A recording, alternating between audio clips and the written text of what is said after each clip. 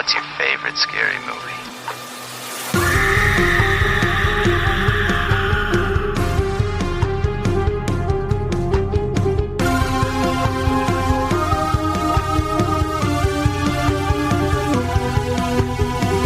Welcome to 13 Degrees of Screams, where we watch and dissect your favorite spooky movies. I'm your host, Alex. And Stephanie. And this is a mostly horror podcast. This week we fall into the sunken place in Get Out. So, Stephanie. Yeah. Have you seen Get Out before you watched it for the podcast? I did. This is actually my second time watching it. I saw it in theaters when it came out. Oh, did you really? Mm-hmm. It was really good. I liked it a lot. Yeah, I liked it. I don't think I actually watched it all the way through before. Really? I was like, I don't remember anything. Oh, okay. No, I think it's really good. This is my second favorite of the Jordan Peele movies. Of course, when we covered Us, I said that Us was my favorite. I did too, but I could definitively say that now for a fact that it is. Yeah. It's still my second favorite. Right. Yeah, no, I like it, but I'm sorry that I can't speak on the African American experience because I'm just a poor white girl. A poor white girl. Poor white girl. But I mean, Shame. but I'm not like replacing people's brains in basements or anything. Yeah. So when we talk about this movie, we can't relate to what you were saying, the experience. Yeah, so and we're not going to try. We're not going to try. That's not for us. So no. So we're going to just take it as presented to us, and then just talk about it as best we can without like trying to interject our opinions about things because it's not for us to make an opinion about. And not saying we ever really would anyway. Right, yeah. But yeah, no, just so we're clear, like we're aware of what it's really trying to say. You know, it's just you don't want to hear it from us. No, exactly. Yeah, because we can't even fathom. So yeah. We're not even going to try. We had this movie ranked as an 8 on our scariness scale. Oh, yeah. I can see that, honestly. Yeah. It's freaky. It's freaky. It's more situationally freaky. Like, if you were in that scenario. Yeah. Like, there's no, like, scary ghosts or creepy faces, stuff like that. It's not oogie boogies or anything. It's just, it's just being. Oh, there's oogie boogies, but not quite like. Yeah. But yeah, it's not your like haunted house kind of horror. It's like you have been manipulated into coming to this family's home, and now they have plans for you. Yeah, plans that nobody should ever have to go through. No, it's terrible.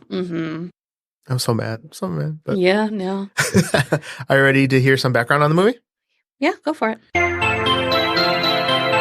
Get Out is a 2017 American psychological horror film that marked the directorial debut of Jordan Peele. The movie stars Daniel Kaluuya and Allison Williams in our main roles, basically.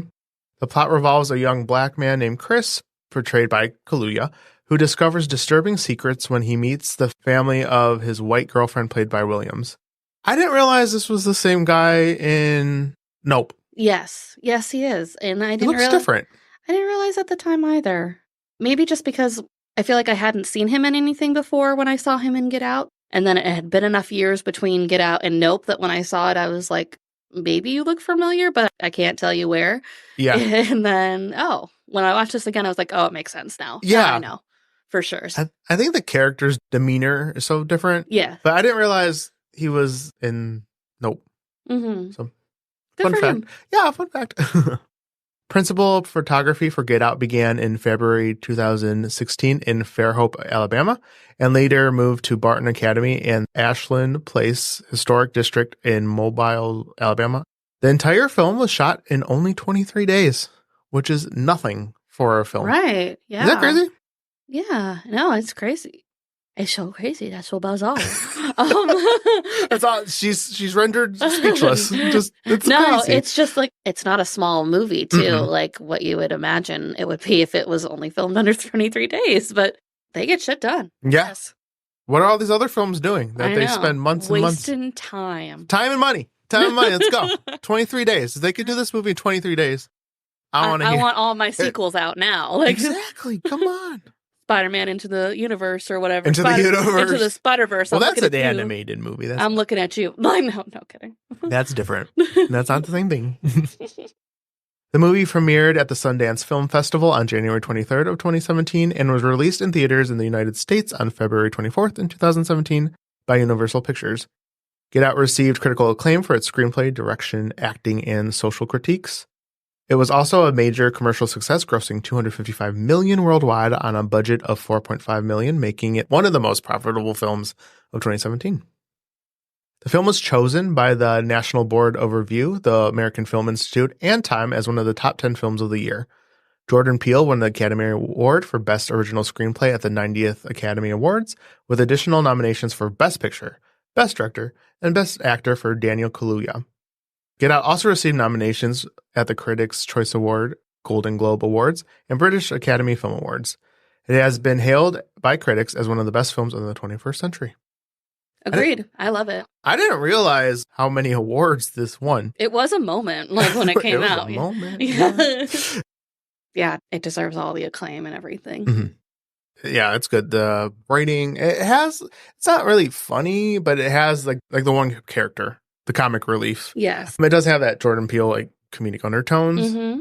but they call it psychological horror, and I would definitely agree with that. That's where And it walks the line nicely of being like this like thriller, psychological horror to also being like a statement piece as well, but without being like, now you have to rub your nose in it kind of thing. Like, how dare you? Right. So yeah, I get all the awards and everything. It says exactly what it needs to say. And it doesn't overstate it either. It's not like so in your face, but yeah, enough. You're like, okay, I get it. You know? Yeah.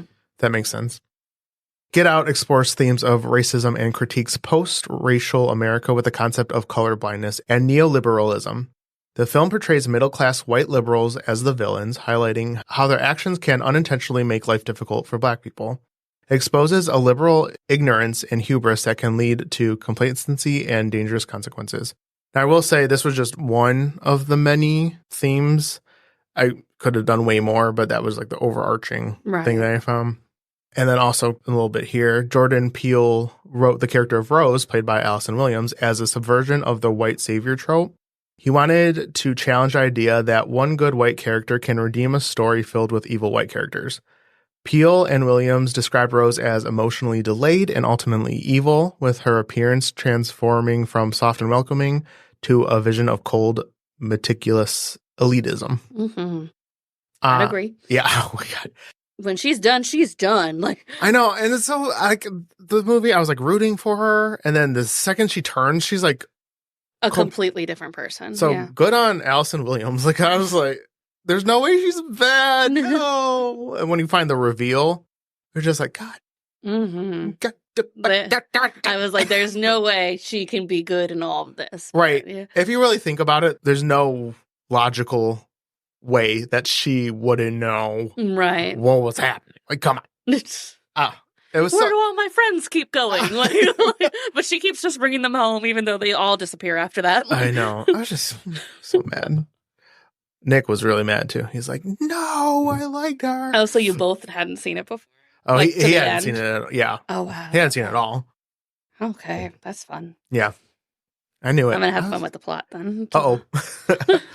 On Rotten Tomatoes, the film has an approval rating of 98% based on 403 reviews, with a critical consensus that it seamlessly weaves social critiques into a thrilling horror/comedy. It was also highly rated on Metacritic and received positive audience scores. So overall, high praise. Yes. All the awards. Every award. Are you ready to get into the plot? Oh, I sure am. In the opening scene, an African-American man, later identified as Andre Hayworth, walks through a suburban neighborhood at night on the phone with someone asking about directions. A white Porsche pulls up ominously, and a masked man abducts Andre. Bye. Yeah. I was like, Odell. And I was like, is this where the Run Rabbit Run song comes from? Run, on TikTok? Rabbit, run. That's probably what brought it into significance. Yeah, because I was like, it obviously has been going around on TikTok for like the last year and a half or whatever. Every once in a while, everyone will just tell their trauma dumping stories on it. And then is that the music they choose for that? Sometimes, or I don't know. It's just whatever. But it was weird that I caught it here, and I was like, "Is this what started it?" Probably. I don't think I've ever heard that song outside of this movie. Yeah, I've heard it definitely in TikTok, but other than that, can't think of outside of that. Okay. It's what, 2017 this movie came out? Was TikTok really a big thing in 2017? Not no. yet. No. I don't think it was out until COVID. Oh, is that one? Okay. I think so. I don't know about TikTok, so we're just going to I'm going to say, yeah, that's probably where people know this song from. In Brooklyn, New York, a Black photographer named Chris Washington prepares for a weekend trip upstate to meet the family of his white girlfriend, Rose Armitage. Chris is nervous because Rose's parents aren't aware that their relationship is interracial, but she assures him that they are not racist. He liked Obama. Oh, yeah. I'm like, okay. She thinks. Okay, cool. While driving over, they hit a deer and call the police. Chris freezes when he sees the deer dying at the edge of the woods, and when the police arrive, they request his license, even though Rose was driving, which Rose refuses to let him oblige. At Rose's family home, Chris meets her brother Jeremy, neurosurgeon father Dean, and hypnotherapist mother Missy, who all make unsettling remarks about Black people. I know. They're like, they're great. They're so cool. And it's very subtle. It's not outwardly we hate Black people or anything like that. It's just very what do you mean?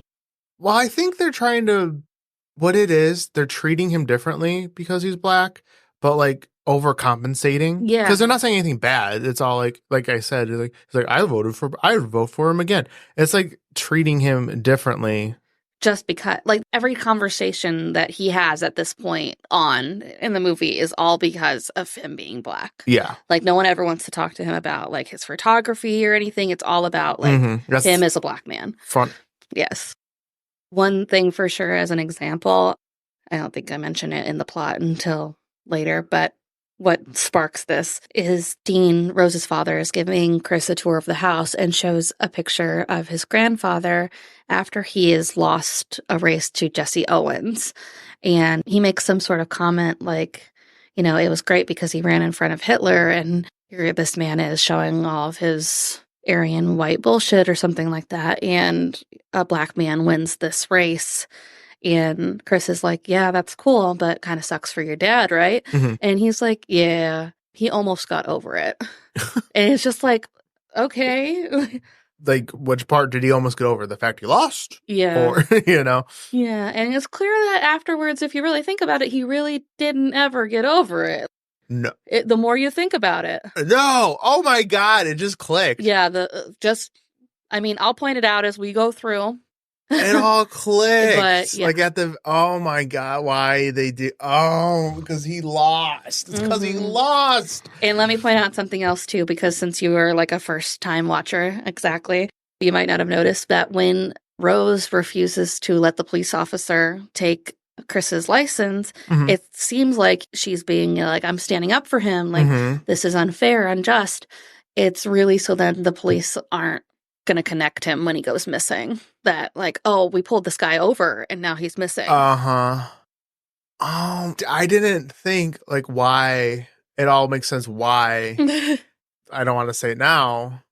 Oh we get to the end. Yeah, we'll get there. Oh my God, yeah, he did not give over that at all. He's like, you know what I'm gonna do? I'll teach you. I'm gonna make my whole life about this moment. Oh my God, yeah, I didn't think about the physical. Yes. All right, so moving on. And there's also some other weird comments too. Something about his father, Rose's father hates deer, and when they said that they hit a deer, he's like, I absolutely hate deer. When I see one die on the road, good riddance.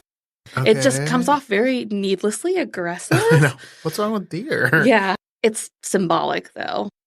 Chris also witnesses odd behavior from the estate's housekeeper, Georgina, who seems to be obsessed with her reflection and drifts in and out mid-conversation, and their Black groundskeeper, Walter, who is way too happy to be serving a rich white family and runs right at Chris when he steps out that night to get some air.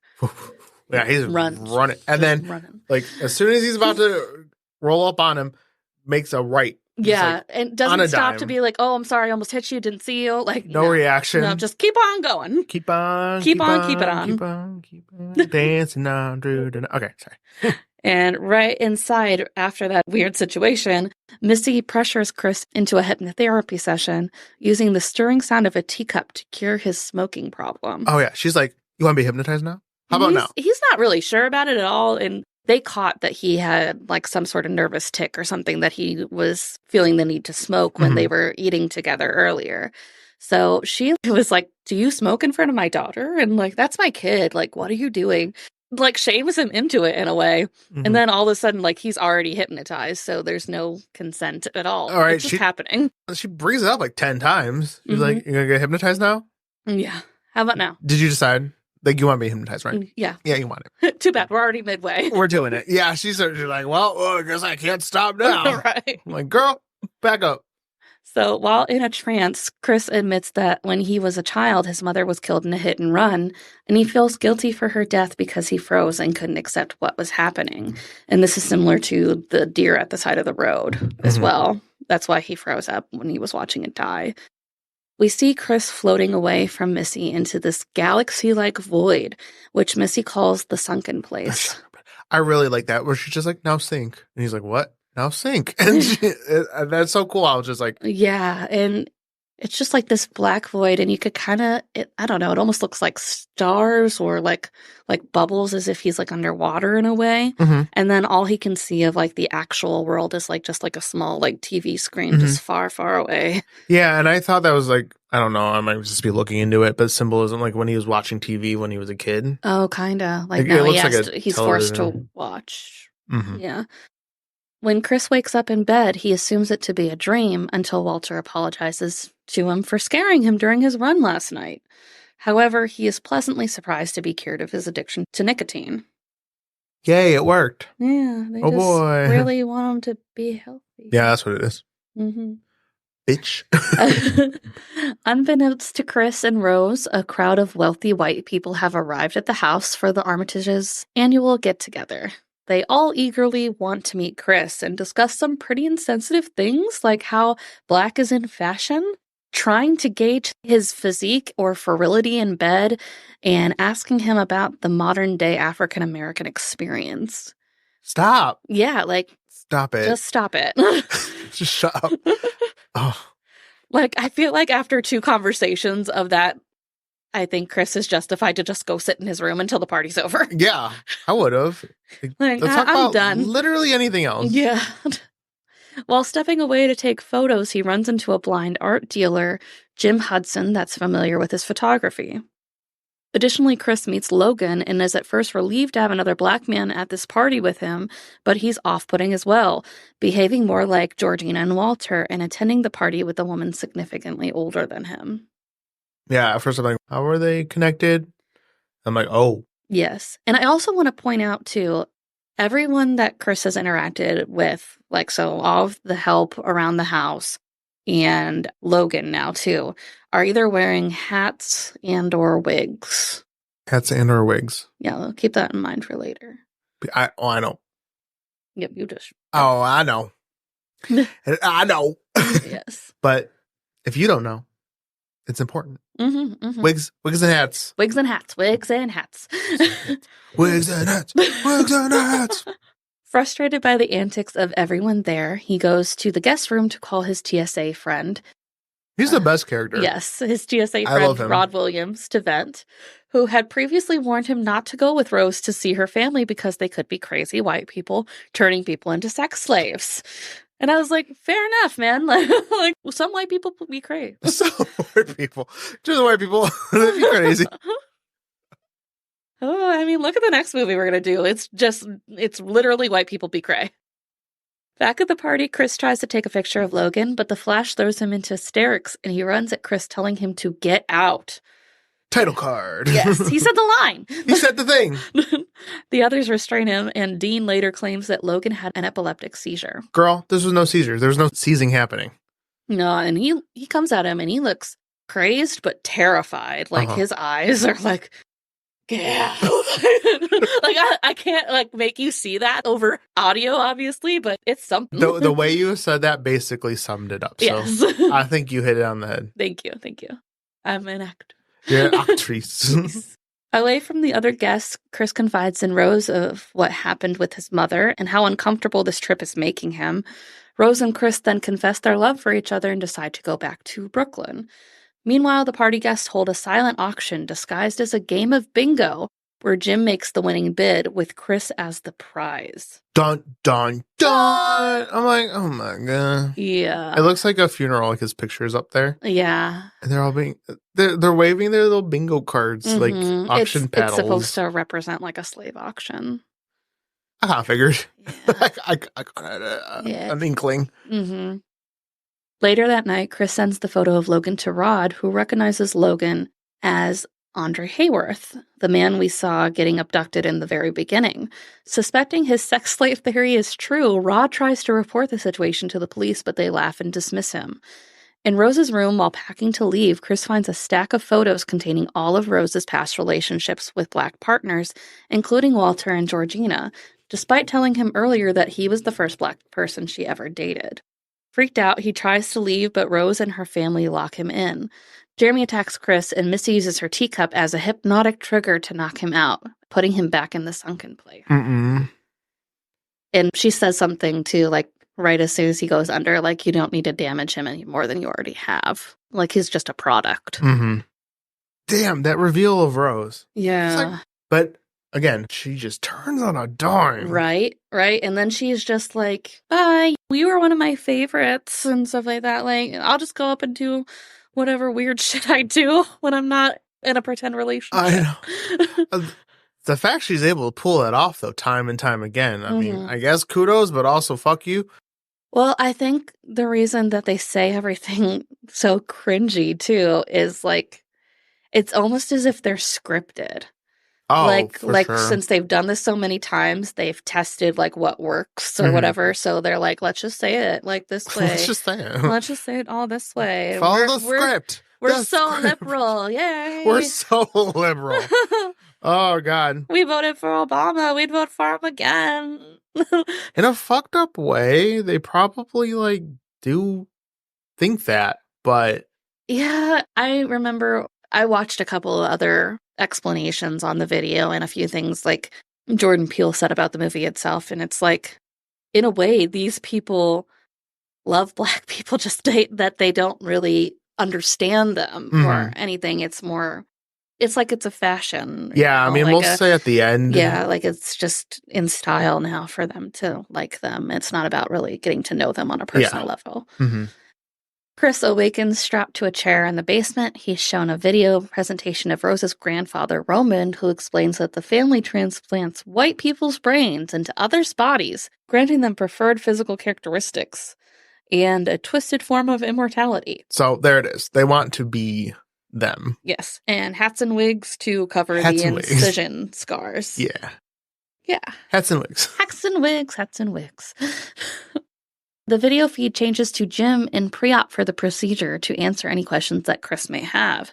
He specifically wants Chris to know that he wants him for his artistic vision, and even though the Armitages mainly target African Americans, he doesn't care about his race.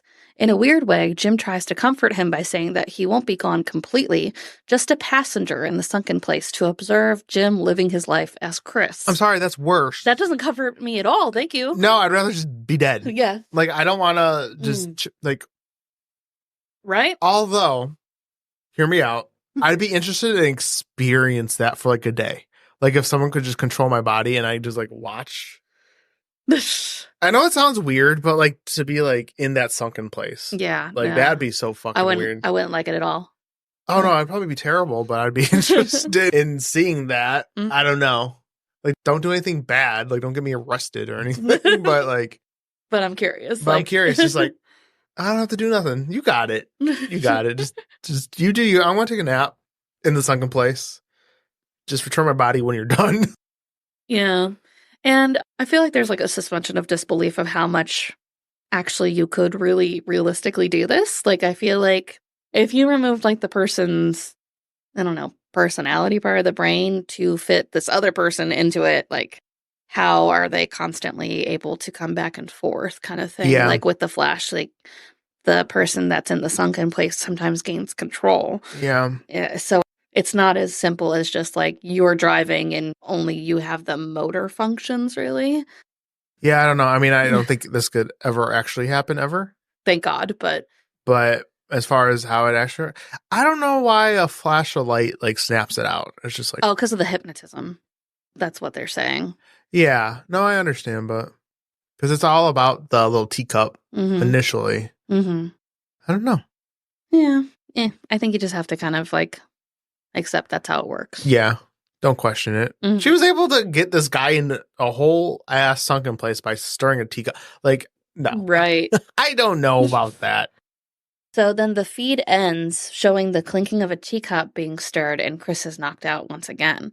When Jeremy comes to fetch Chris for the surgery, it is revealed that Chris blocked the hypnotic trigger by plugging his ears with cotton stuffing pulled from the chair. Hell yeah. Yes. Chris bludgeons Jeremy with a bocce ball? Bocce. Bocce? Oh. You never played bocce ball? Nope. It's so fun. I love bocce ball. I don't even know what it is. Okay, real quick. So it's like you put a little white ball on like somewhere. Croquet? You just toss the ball. So the point is just to get your ball as close to the white ball as possible. Oh, okay. It's fun. I like it. Interesting. So he bludgeons him with a bocce ball and heads to the operating room where Dean is preparing Jim for surgery. He surprises Dean and impales him with the antlers of a deer mount. Out of nowhere. Yeah, knocking over a candle in the process, setting the room ablaze with an unconscious Jim inside. And I'm like, good riddance. Bye. Goodbye. Missy attacks Chris in the kitchen, but he is able to stab and kill her. Unaware that Jeremy is still alive, Chris is nearly subdued by him again, but he eventually gains the upper hand and kills him. I just want to say real quick, like you watch a horror movie, either the protagonist or even the villain takes like a gunshot, setting them on fire, slitting their throat, throwing them off a bridge to kill them. 1,000 ways to die. He stabbed Missy like barely, and she's like, all done. She just dies. And meanwhile, like he basically gave Jeremy a brain injury, and this man makes it upstairs to try to subdue him again. Right. It was just Missy just died so fast. I'm like, wow, okay. She just didn't even try. Yeah, no, she done. She was really useless without her little teacup, though. And that's her weapon. She's a glass cannon. And also, I like to think about it now, especially watching this again, is I'm like, so what was Jeremy's plan with his parents dead? Like, is he trained to do surgery and take over for his dad? Well, that's what he was going to school for, they said. Oh, really? Yeah. I never caught that, actually. Yeah. He seems so, like, rugged in, like, all the attempts to... His little weird comment is he wants to wrestle Chris when he first meets him. Like, no? I mean... okay. But, yeah, I never caught that what he was actually doing outside of this. Going to school for that. Oh, okay. Which is why he was like helping out and stuff down there. Okay. I just thought it was just like a lackey kind of situation. Yeah, no. Oh, all right. I guess they had some sort of plan. I'm like 99% sure that's what they said. Really? Okay. I did not catch that. I'm sad that I didn't catch it. That's okay. So when Chris tries to escape in Jeremy's Porsche, he unintentionally hits Georgina, who's possessed by Rose's grandmother, Mary Ann, and knocks her unconscious. Compelled by guilt from his mother's death, he decides to carry her into the car, but she awakens and attacks him. In the ensuing struggle, the car crashes into a tree and Georgina is killed. As soon as he brought her in the car, I'm like, no. Don't do this. Don't. It's not her. It's not worth it. It's not worth it. Don't do it. No. It's not who you think it is. I really wonder if there would be a way to fix it. We were talking, like, okay, so you know how they snap out of it? Mm-hmm. If you never redo the teacup, do you go back? Do you just like... I wonder, because I guess that's how they fixed Logan. They kind of like took him away and they were like, yeah, he had a seizure. And I'm sure she was just in there like stirring that teacup real hard. That's what we were asking, because you never really see, but then is that person in this, like, do you swap, like now they're in the sunken place? Either way, I'm sure they're still in you. Right. And you'd have to constantly fight for control over them because you would assume that they would have the more dominant position somehow in your brain. Yeah. I don't know. They don't really say one way or another. Just things I think about. Yeah. Well, so technically when Georgina died, two people died. Really, if you think about it. Right. So Rose and Walter, who's possessed by Rose's grandfather, Roman, arrive and hold Chris at gunpoint. Walter attacks Chris, but he's able to incapacitate Roman with the flash on his phone, letting Walter momentarily regain control. Walter then takes the gun from Rose and shoots her, then himself. Like, I don't want to be part of this. I don't blame him. Yeah. Rose is wounded but alive, so Chris attempts to strangle her, but finds himself unable to kill her. We see police sirens approach and Rose cries out for help. This part, I'm like, no! Yeah. Oh, I was like, this is going to end badly. Right. And I was like, it can't be this. And Chris decides to surrender, but the driver is revealed to be Rod. He drives away with Chris, leaving Rose to bleed out on the road. I was like, thank God. Thank God. I was like, this is how this movie's going to end. Mm-hmm. Did you watch the alternate ending? Because isn't that how that ends? Like the original? I guess it was depending on how Pio was feeling about the political climate at the time.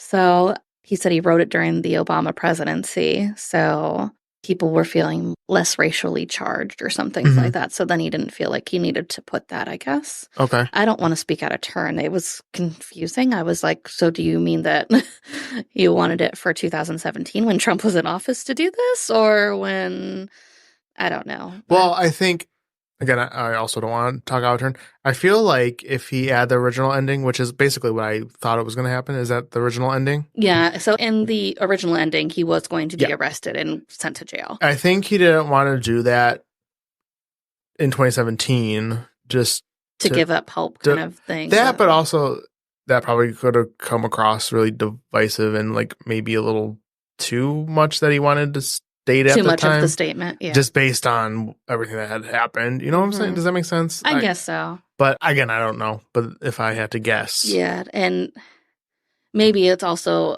more commentary on like you can kind of see that play out in regular day-to-day life. So in at least this scenario, there's an actual happy ending and what should happen. Like, right.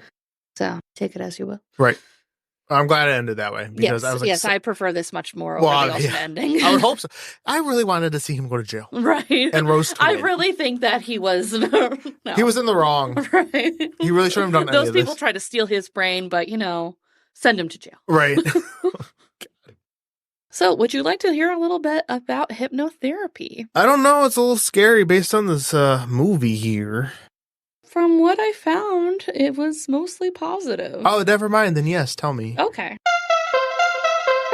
So, hypnosis therapy, also known as hypnotherapy, is a therapeutic practice that utilizes hypnosis to help individuals reach a trance-like state of focus, concentration, diminished peripheral awareness, and heightened suggestibility. Hypnosis is a natural occurring state of heightened awareness that can be induced through guided relaxation, intense concentration, and focused attention. In this state, individuals may be able to explore painful thoughts, feelings, and memories that they might have hidden from their conscious minds. Hypnosis can be used in two ways: suggestion therapy and patient analysis. Hypnosis therapy has been shown to have various medical and therapeutic benefits and can be effective in helping people cope with pain, stress, and anxiety. Sign me up. Right? I was like, maybe I should do hypnosis. Check. I know, right? That's fine. After I watched this movie, I'm like, yeah, it sounds fine. We're good. Additionally, hypnosis has been suggested to reduce the symptoms of dementia. It is important to note that hypnosis is usually used in conjunction with other therapies and treatments as part of a complete treatment plan. Healthcare providers typically suggest other treatments such as cognitive behavioral therapy for conditions like pain, stress, and anxiety before or along with hypnosis. Hypnosis may be effective as part of a larger treatment plan for quitting smoking or losing weight. Can we just do the hypnosis? Like, I don't want to do all the extra stuff. Like, just one and done. Right. How about we both just do hypnosis together and then we'll report back? Yeah, we'll do a whole episode on it. Yeah. Sounds First, good. listen to our episode on Get Out and then check back. We did some. Yes. Hypnosis therapy may not be suitable for everyone. Not all individuals are able... This just feels like the disclaimer when you get see a drug commercial. Not all individuals are able to enter a state of hypnosis fully enough for it to work well. However, the more quickly and easily people reach a state of relaxation and calm during a session, the more likely it is that they will benefit from hypnosis. It is important to consult with a qualified professional who is trained in the use and limitations of hypnotherapy to determine if it is an appropriate treatment option. We could figure this out. I'm sure. Right. We could do it. Look up some YouTube videos or something. Like, why pay out of pocket? Exactly. I think between the two of us, it'll be fine. Yes. It rarely causes side effects and it's generally safe. when conducted by a trained professional. However, some individuals may experience mild to moderate side effects such as headache, drowsiness, dizziness, and situational anxiety. Oh, no, that sounds worse. Knowing my luck, I would do it, and it would just amplify everything. Oh, yeah. It almost is like it's not helping. It's almost like it made it worse. Yeah. That's not right. It's almost like I was in a trance, and it was like, well, I mean, I hope this gets better, and then it wasn't. And this is a bad trip. This is a bad trip. So now I have some real-life experiences with hypnosis from posts online. Quora user Ann Hunter post, I have 2 personal examples of the successful use of hypnosis. I had been smoking 3 packs a day of menthol cigarettes for years, and in 1987, when MIT went smoke-free, my department had sent me to a hypnotherapist. I haven't smoked a single cigarette since the first time I walked into the hypnotherapist office, and it really wasn't all that hard for me to quit. He got me so relaxed that I slept through most of the first 2 days, which were luckily a weekend, and then had a harder first couple of days at work. Within a few weeks, I felt that I had definitely stopped smoking, and the process was over. A year and a half ago, I went to see a hypnotherapist who helped me to stop eating added sweeteners and white carbs with an exclusion for very dark chocolate. Despite being surrounded at work by platters of cookies, brownies, etc., I was able to root out all the added sweeteners from my diet and almost all of the white carbs. And I've lost a significant amount of weight, lowering my triglycerides, etc. She's like, this Nope. has sweeteners. Nope. I think that it may work best, at least for me, on very specific things that you want to cut out, rather than general things like eating less or sleeping better. I haven't found that it has helped much with pain. Oh, well, that's not fun. No, okay. Oh. Yeah, all right. Well, sorry about your pain. Yeah. But at least you're not eating white carbs anymore. Right. And you can smell those as sweeteners. I know. I need to not eat white carbs. I can't stop. Mm-hmm. It's so good. Carbs are my favorite. I was like, so I want to do hypnosis for weight loss, but I still want to eat some of the yummy things, though. Like, I don't want to be like completely. But in theory, you won't want it anymore. So you're not like missing out anymore because you don't even want it, you know? Mm-hmm. It's like always when someone asks you, would you miss this if you never had it? Or oh, yeah. It's like, well, I never had it. So no, I wouldn't. How true. Exactly. But now that you like it, you'd be like, well, yeah, maybe. But if you never were exposed to it to begin with, you wouldn't know any better. Oh, true. So there you go. You won't even want it. Yeah, exactly. I don't want it at all. If you're hypnotized forever. Yes. I would have to go back probably for weekly sessions. Like, please put me under again. The intrusive thoughts are coming through. Yeah. It's breaking through the hypnotism. Then we have another post from Reddit user apprehensive-cry-376 said, I once did a stint as part of a musical act opening what? Apprehensive cry. I'm like, same. So, go ahead. Okay. He said, I once did a stint as part of a musical act opening for a stage hypnotist. It was my first exposure to hypnotism. It wasn't what I expected. He'd start by getting 10 volunteers from the audience. He said he needed at least 10 to assure that at least half of them were sufficiently suggestible for hypnosis. Some nights he'd be short on the 10, so I or one of my bandmates would go up to fill out the chairs. So I got to experience it from both the audience and participants' perspectives over many performances. Here's what I observed. It's real, but only in the subject's head, and only if the subject is willing. However, a susceptible person can be hypnotized without them realizing what's happening. It won't work on you if you overthink what's happening, or have completely lost your inner child's imagination, or if you're too drunk to maintain a cohesive narrative in your head. Some of it is pure BS and showmanship. This hypnotist was not above using shills for some of the more dramatic gimmicks. Curiously, this hypnotist's day job was a parole officer. All he'd say about that was that his unusual skills did come into play at work. My guess is that parolees found it difficult to bullshit this guy. I actually have a story about the hypnotist? Mm-hmm. Oh, really? So in college, I'm fairly certain your husband witnessed this too. Every year we'd have this guy come. I forget his name, but in the big hall, or it was a theater, big theater, he would come and perform, and we got to see it as students. And we saw him probably 3 times, and he did the whole thing, got people from the audience to come up and did all the things like, you see a snake, or it's really hot. So they started taking off their clothes and all this crazy stuff. Right. I was like, yeah, okay, sure. Then We didn't realize at the time, the last time we saw him, our mutual friend, Charlie and I, friend Mariah went up. We knew her. Right. And she wasn't part of anything. And she was doing all the things. So I'm like, holy shit, this is real. Oh, yeah. So we know someone who went up and did something like and that. actually experienced And yeah, it. she was there the whole show because they do weed you out, basically, if you're not like under the trance or whatever you consider it. But she was there. She was doing all the things. Like he took off his belt. He's like, it's a belt. And now it's a snake. And they all freaked out. No, They were all doing all that crazy stuff. So I was like, okay, it's got to be real because she wasn't like in on it or anything. Damn. Yeah. Oh, gee. Okay. Interesting. Yeah. That's curious. I didn't put the full Reddit story in here, but I did see when I was scrolling through about one guy was doing hypnotism as like part of a stage show. He had been called up while on a cruise ship, and let's just say he thought he was alone and decided, like, well, I'm alone, and what do I do when I'm alone and have some private time to myself? Free show. So, yeah, so he came back out of it and he was like, oh no. Oh no. Oh no. Oh, And, no. he wasn't completely decent at that point anymore. Yikes. Someone stop this man, please. Yes. They're like, let's see how far he goes. Right. I guess so. Jeez. Yeah. That'd be... And he had no recollection of actually doing it. So. Yikes. Oh no. Also, I have the account of Reddit user Swedish Fishy that states, when I was about 12, I was deathly afraid of witches and aliens coming into my room to kidnap me. You can thank Signs and my mother for reading me accounts of the Salem witch trials. Yeah, just put you to sleep. By the way, then they stoned the witch. Yeah, that's what I went to sleep to. It got so bad to the point where I would sleep in the hallway every night for only a few minutes at a time.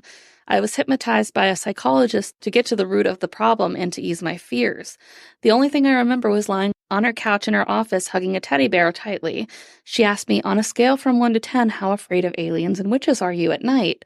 I responded with 13. Just kidding. 13 degrees. 13 degrees of scream, bitch. I responded with 10, and she assured me she was going to make that a 0 after our session.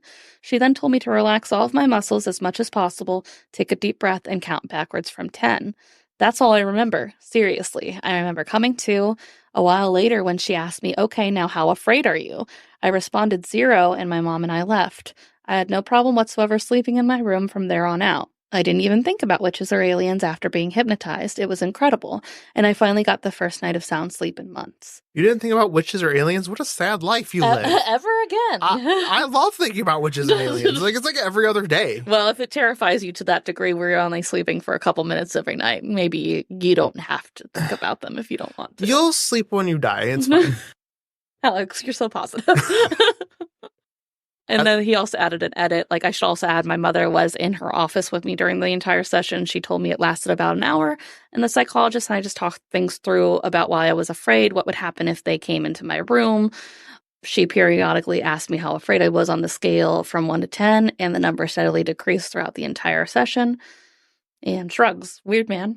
Weird shit. Wow. So weird. So, in summary, hypnosis therapy is a therapeutic practice that utilizes hypnosis to help individuals reach a trance-like state of focus, concentration, diminish peripheral awareness, and heighten suggestibility. It can be effective in people cope with pain, stress, and anxiety, and may be used as part of a larger treatment plan for quitting smoking or losing weight. However, not all individuals are able to enter a state of hypnosis fully enough for it to work well, and it is important to consult with a qualified professional to determine if it's an appropriate treatment option. I also saw a lot, too, people, especially specialists, answering this question. I'm like, I'm looking for experiences, though. Like, if you have not been hypnotized, I don't want to hear about it. But I kept reading people saying, like, I'm a hypnotherapist, but, it all comes down to how willing the person is and how much they want something to happen. Like, so if you want to lose weight, you have to go in believing that that's what you want to happen. Like, you can't just be like, and this will change everything. Like, all right. They just, you know what it is? They just convinced themselves so hard that it works, that it just works. Yeah. Like, the therapist didn't do anything. They're like, now that you've talked it out, we're all ready now. You did it all yourself. I didn't do jack. Yes. Thank you. I will take some money, though. Give me your money. Give me your fucking money. Thank you for listening. If you enjoyed the show and listen on Apple Podcasts or Spotify, giving us a 5-star rating is super helpful, and we always appreciate it. You can find us on social media using 13 Degrees of Screams. This has been 13 Degrees of Screams, and we will see you next week. Stay woke. Stay woke. Run, rabbit, run, rabbit. Run, run, run.